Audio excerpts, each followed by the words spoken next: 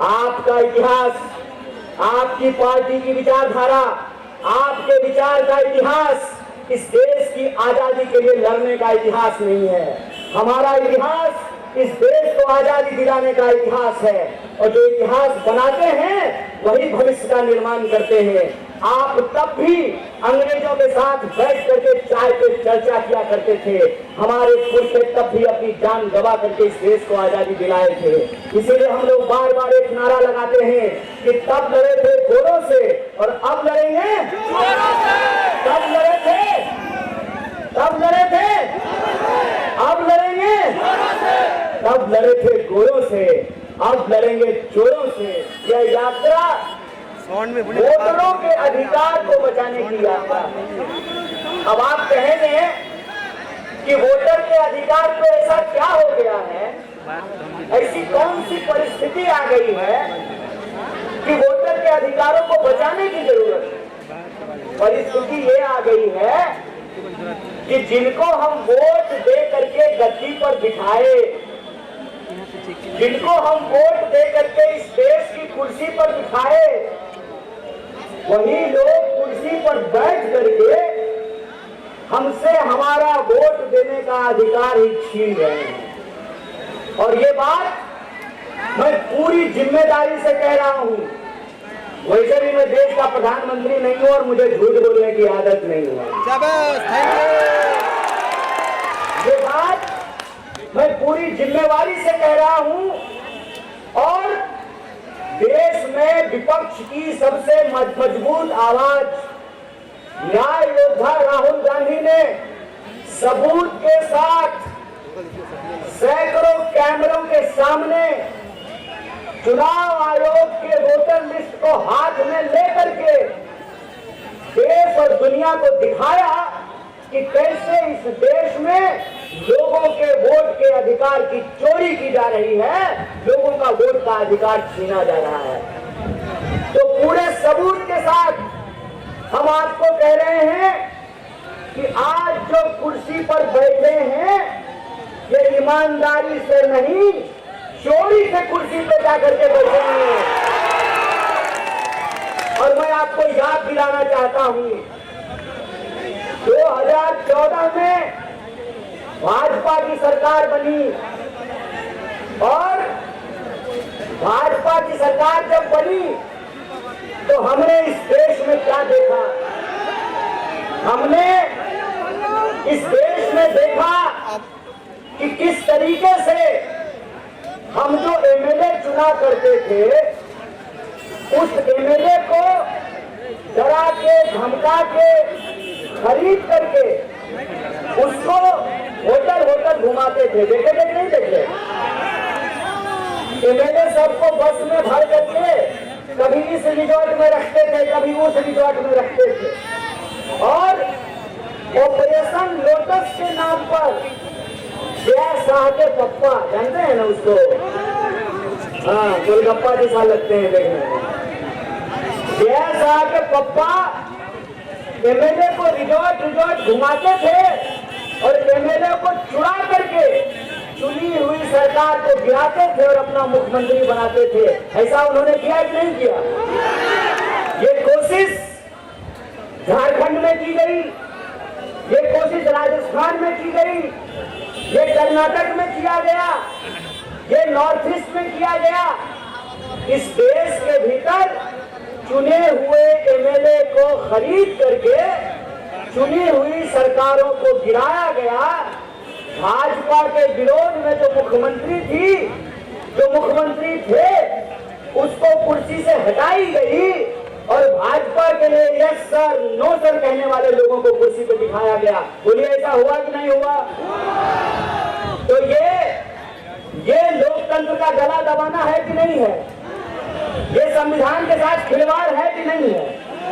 मैं एक उदाहरण आपको देता हूं कि आपने कदवा में वोट दिया है शकील भाई को, और आपने वोट दिया है हाथ छाप पर, आपने वोट दिया है पंजे को, लेकिन उनकी जगह अगर कोई और विधायक बन जाए तो ये वोट की चोरी होगी कि नहीं होगी? और हमारा चुना हुआ विधायक, हमारा चुना हुआ एमएलए अगर रिजॉर्ट में जाकर के बिक जाए और दूसरी सरकार में जाकर के शामिल हो जाए तो ये वोट की डकैती हुई कि नहीं हुई? तो सबसे पहले इन्होंने एमएलए को खरीदना शुरू किया और जब एमएलए खरीद करके अपनी सरकार बना ली, देश की एजेंसियों के ऊपर अपना कब्जा जमा लिया। और यह बात मैं क्यों कह रहा हूं?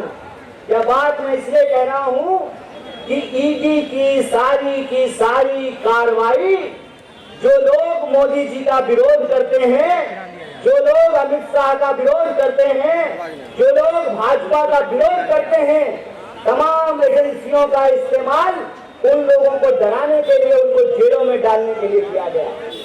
आपको याद होगा कि कैसे दिल्ली के मुख्यमंत्री को पकड़ करके जेल में डाल दिया गया, कैसे झारखंड के मुख्यमंत्री को पकड़ करके जेल में डाल दिया गया।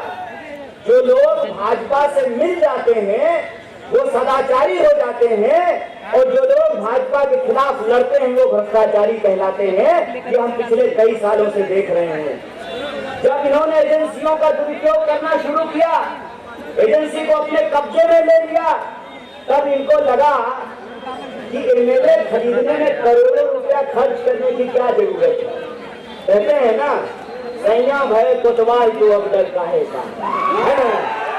क्या सिपाही जी कहावत सुने है ना, सैया भय कोतवाल तो अब डर काहे का। जब ईडी अपने कब्जे में, सीबीआई अपने कब्जे में, इनकम टैक्स अपने कब्जे में, इलेक्शन कमीशन अपने कब्जे में, तो एमएलए खरीदने के लिए करोड़ों रुपया खर्च करने का क्या जरूरत है? अदानी जी का पैसा क्यों बर्बाद करेंगे? तो इन्होंने नया प्लान बनाया कि हम सीधे वोट की चोरी करेंगे। अब हम विधायक की चोरी नहीं करेंगे, सीधे वोट की चोरी करेंगे। और सीधे वोट की चोरी करके इन्होंने बेईमानी से सरकार बनाई। इसीलिए हम कहते हैं कि जो सरकार वोट चोरी से बनी हो, वो सरकार जनता का काम ईमानदारी से नहीं करेगी करेगी क्या? जब आपके वोट की जरूरत ही नहीं है तो आप आपके लिए अस्पताल बनाएंगे, आपके लिए स्कूल बनाएंगे।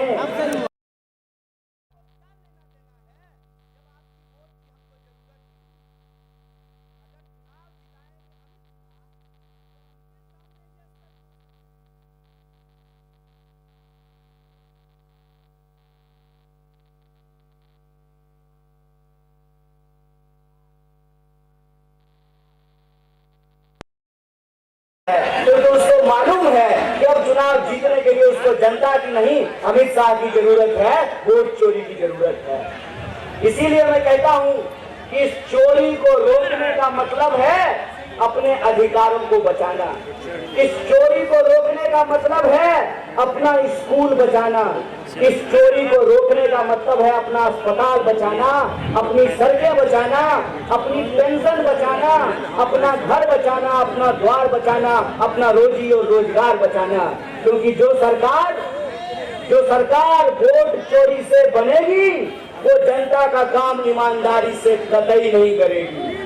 जो सरकार चोरी से बनेगी वो सरकार युवाओं को नौकरी नहीं देगी, बल्कि देश की संपत्ति बेच करके कौड़ियों के दाम, करोड़ों की संपत्ति कौड़ियों के दाम बेच करके देश की संपत्ति को अपने दोस्त के तिजोरी में पहुंचाएगी। जो सरकार वोट चोरी से बनेगी वो सरकार तेल बेचेगी, रेल बेचेगी, भेड़ बेचेगी, पोर्ट बेचेगी, एयरपोर्ट बेचेगी, खान बेचेगी, खदान बेचेगी, पूरा हिंदुस्तान बेचेगी। इस बात को आप याद रखिएगा। इसीलिए इस वोट चोरी वाली सरकार के खिलाफ हमको लड़ने की जरूरत है। बोलिए, बिहार के नौजवानों से हम ये पूछना चाहते हैं, बिहार के महिलाओं और बुजुर्गों से हम ये पूछना चाहते हैं कि जो आजादी हमको 1947 में मिली, जो संविधान का शासन हमको मिला, उस संविधान की ताकत है ना कि राजा का वोट भी एक होगा और गरीब का वोट भी एक होगा, हवाई जहाज पर चलने वाले का भी वोट एक होगा और साइकिल पर घूमने वाले का भी वोट एक होगा। ये संविधान की ताकत है ना कि आईपीएस का भी वोट एक होता है और सिपाही का वोट भी एक होता है। ये संविधान की ताकत है ना कि पूंजीपति का भी वोट एक होता है और किसान का वोट भी एक होता है। कि वोट की ताकत है कि महिला का वोट भी एक होता है और पुरुष का वोट भी एक होता है। ये अधिकार, ये संविधान का अधिकार ये हमसे छीन लेना चाहते हैं और इस देश की संपत्ति को औने पौने दामों में बेच करके अपनी दोस्त की तिजोरी में पहुंचा देना चाहते हैं। इसीलिए हम कहते हैं कि ये लड़ाई सिर्फ सरकार बचाने या बनाने की लड़ाई नहीं है। यह लड़ाई इस देश में अपने अधिकार को बचाने की लड़ाई है। यह लड़ाई बेचने वालों और बचाने वालों के बीच की लड़ाई है। यह लड़ाई उन दो लोगों की बीच की है।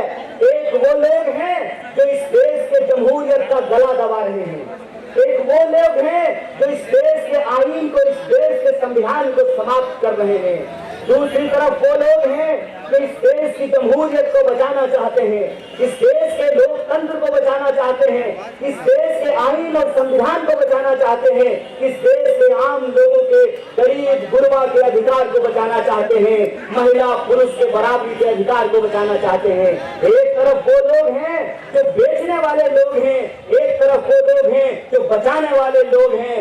आपको अपना मुस्तकबिल तय करना पड़ेगा कि आप बेचने वाले हैं कि बचाने वाले हैं। बोलिए, आप बचाने वाले हैं ना? संविधान बचाएंगे, जमहूरियत बचाएंगे, वोट का अधिकार बचाएंगे, रोजी रोजगार का अधिकार बचाएंगे, रेल बचाएंगे, भेल बचाएंगे, पोर्ट बचाएंगे, एयरपोर्ट बचाएंगे और इस बेईमानों से पूरा हिंदुस्तान बचाएंगे। इसी संकल्प